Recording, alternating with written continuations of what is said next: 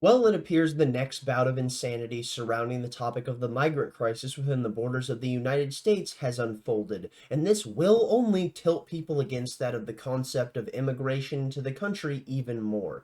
This is something that people don't realize. We are very much on a slippery slope, and the slope does not exist. It is a bottomless elevator shaft, and these people who are sitting there destroying Aurora, Colorado through the process of, well, effectively gang violence as a Venezuelan gang has overtaken an apartment complex and is now robbing people in mass, what we can see is actions such as this, with the mass flooding of criminals into the country as they are being released from their countries of origins and then sent here.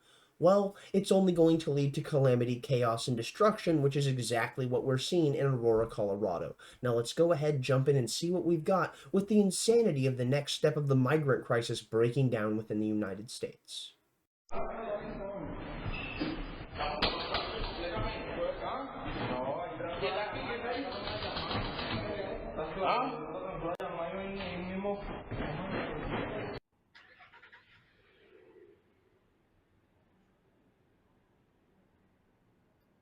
Nigga, the Venezuelans is taking over.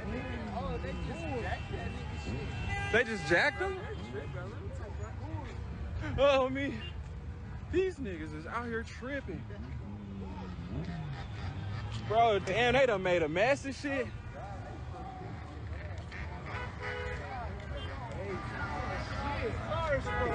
Nigga, y'all are on bullshit out here. That is on bullshit. Oh, shit. What the f? Yeah, they're tripping. Nigga, they are. Nigga, they cracking off in the air and everything. They driving over the... Nigga, we almost just got hit.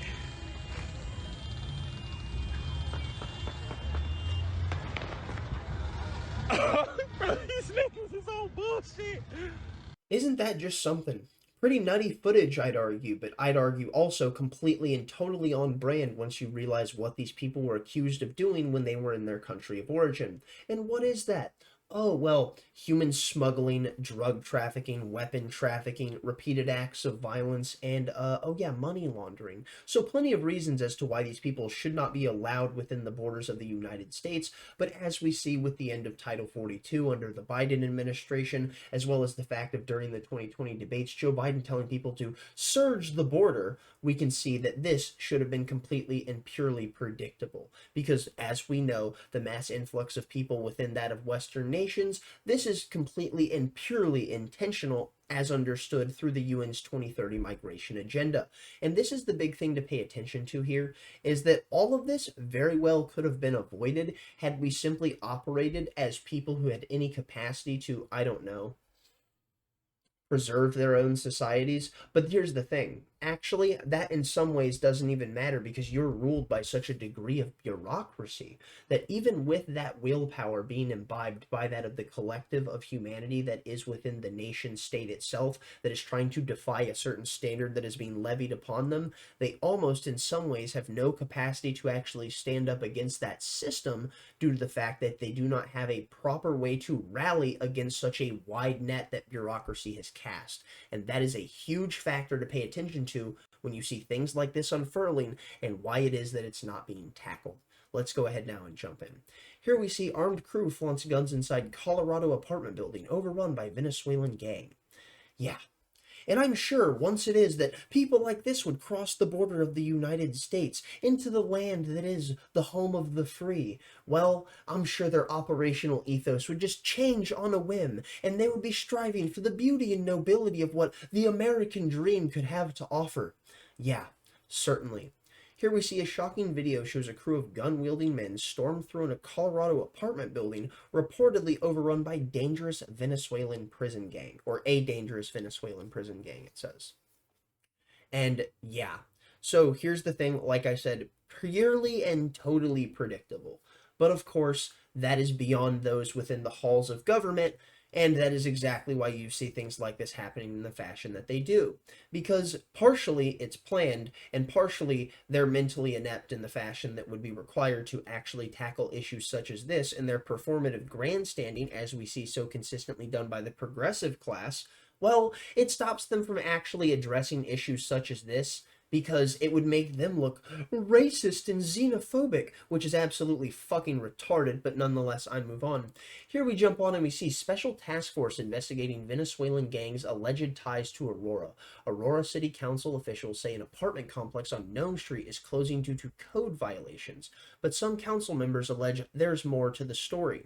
And what I adore about this specifically is how it highlights the fact that there are multiple council members that are talking about the possibility of how there could be more to this story that's not being tackled. And I wonder what that could possibly be. Maybe it's the explosive bout of violence that has been coming from these people that are living within this apartment complex that is being subsidized by the taxpayer because of government funds funding these illegal immigrants living within this sanctuary city, which is clearly not a sanctuary for the people that live there anymore because they are nothing more than prey for these criminals. Jumping on here we see Aurora apartment owner says cops let immigrant gang overrun a complex, but officials say neglect turned it into a slum. And what is that you see? Officials say. They don't actually talk about the fact of the minutia that we saw here where there are multiple city council members talking about how there's probably more to this story. No. All you see here is that we have to accuse the person who owns the property of being responsible, even though we, the government, actually wield responsibility for things such as this because we are the ones funding people to be flooding into the country and subsidizing them staying in apartments such as this. It's absolutely insane, but once again, completely on brand because government, once again, is going to claim that government did nothing wrong. Of course, shocker, I know. Moving on now, here we see from the New York Post, brutal Venezuelan gang violence spills into quiet suburb from the sanctuary city next door, despite efforts to keep migrants out. That's right, you're going to see this start to bust out into local communities that have no attachment to these larger cities that claim the moniker of Sanctuary City, which will be changing that tune quite soon as you see that they cannot sustainably support all of these people, and you've already seen this start to happen in New York City, which we will be getting to in a moment. Here you see Denver's decision to welcome migrants with open arms is bringing bloodshed to the suburbs next door. A notorious Venezuelan prison gang has set up shop in Aurora, Colorado, even though the town wanted no part of the influx of asylum seekers in the first place. And yes, and sadly there are multiple stories, whether it be rapes or killings, there are numerous tragedies that have befallen people that are citizens of Colorado that live within Aurora that are now sadly either irrevocably changed or no longer with us because of the fact of the actions of these criminals.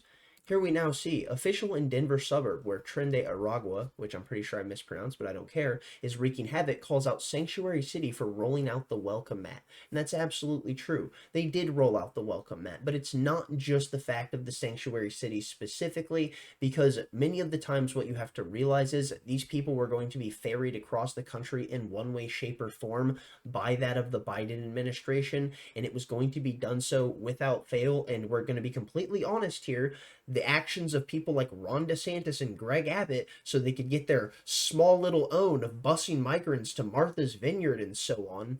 Well, while it was something that we saw was a good political move in the moment, all you did was disperse these people deeper within the country. So, interesting that. Now we jump on to Bloomberg. Here we see Venezuela's violent deaths fall to 22-year low on migration.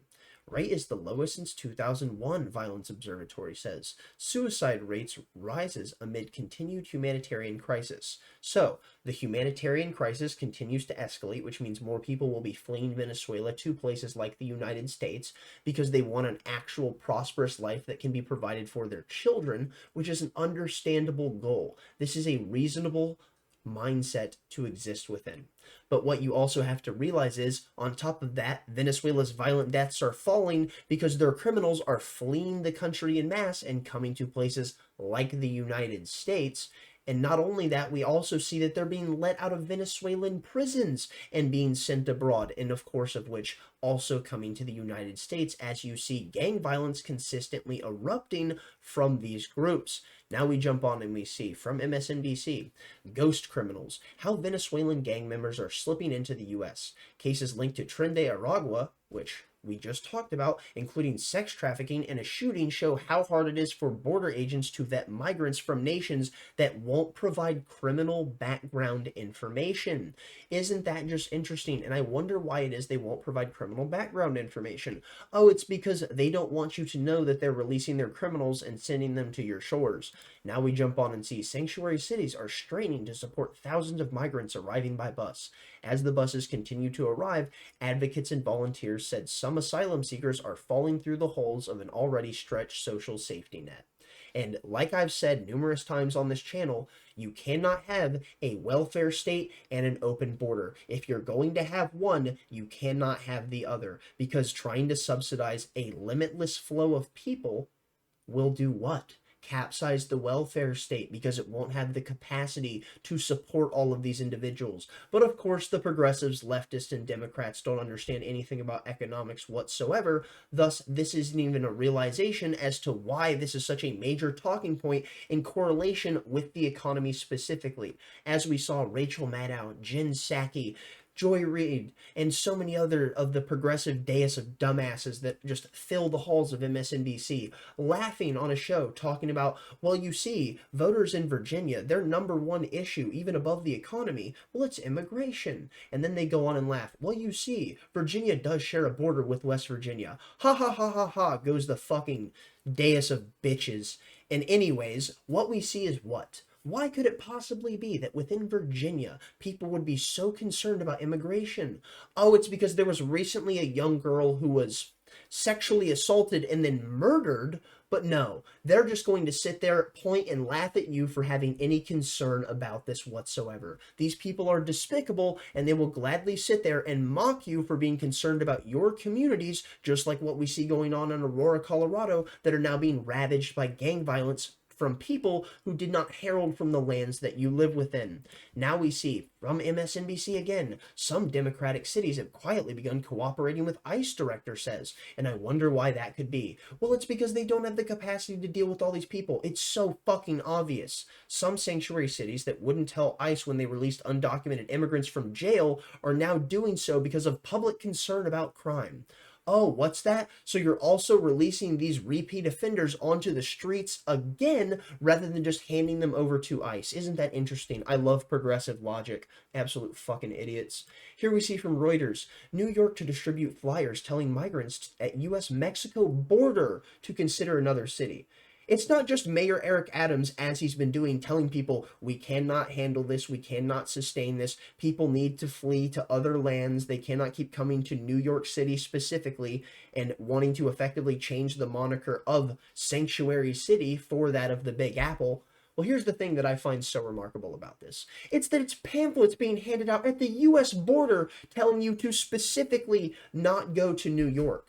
And what is rumored is that on these pamphlets, it actually gave you other cities that you could possibly flee to. Oh my goodness, trying to save themselves while also sinking other ships. Almost got to give them some credibility for that. Here we see Eric Adams tells migrants to avoid NYC, citing no more room. The New York City mayor unveiled a campaign that seeks to discourage migrants from coming to the city and announced new limits to shelter access after 60 days. But even then, as you see, the welfare state still consistently funding so many of these people as they're getting free credit cards from the government with thousands of dollars on them that is functioning as their EBT services. Meanwhile, you have people like, I don't know, veterans that are suffering and sleeping on the streets, homeless, contemplating suicide as they're ravaged by the degree of insanity that has overtaken their mind because of the travesty they had to go through in their experiences abroad as they committed heinous actions that have rocked their psyche to the point that they can no longer operate as the person they once were. But don't you worry, the government cares so much about them. I'm kidding, they care more about illegal immigrants and the criminals that are flooding into this country rather than those who are quite literally willing to die for the politicians in Washington, D.C. That is something that you need to come to grips with, and once you do, you will realize that those who claim to serve you, all they really do is demand that you serve them and want you to bend the knee and lick the boot at every single turn. I'm going to go ahead and call it there. Thank you for watching. If you got this far, thumbs up if you liked it, thumbs down if you didn't. Tell me where I'm wrong in the comment section down below. Stay lovely, stay great, and most importantly, my friends, as always, tell someone you love them. Peace out.